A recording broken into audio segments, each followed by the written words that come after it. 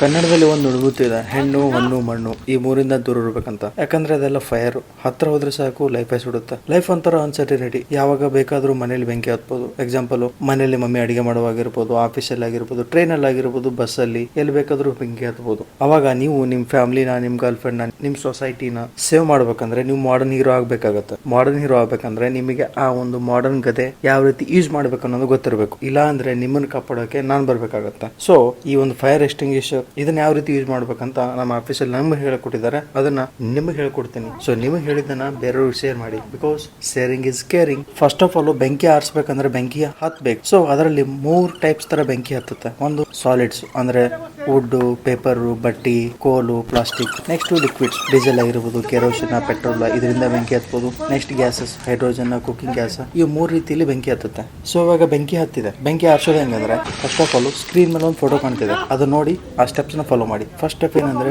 Close ಮಾಡಿದ pin ತೆಗಿರಿ. Next ಎಲ್ಲಿ ಫೈರ್ ಆಗಿದೆಯೋ ಅದ್ರ ಮೇಲೆ ಫೋಕಸ್ ಮಾಡಿ. ಆಮೇಲೆ ಅಲ್ಲಿರೋ ಲಿವರ್ ನ ಸ್ಕ್ವೀಸ್ ಮಾಡಿ ಆ ಬೆಂಕಿ ಹಾಕಿ ಪೇ ಮಾಡಿ. ಅಷ್ಟೇ. ಇದನ್ನ ಪಾಸ್ ಅಂತಾರೆ. ಕರೆಕ್ಟ್ ಆಗಿ ಯೂಸ್ ಮಾಡಿದ್ರೆ ಪಾಸ್ ಆಗುತ್ತೆ, ಇಲ್ಲಾಂದ್ರೆ ನೀವು ಫೇಲ್ ಆಗ್ತೀರಿ. सी क्लास में क्या क्या आएगा? तो गैसेस में आएगा LPG, CNG, acetylene, methane, butane, propane, हजारों गैसेस जो जलते हैं. Electrical fires, refrigerator.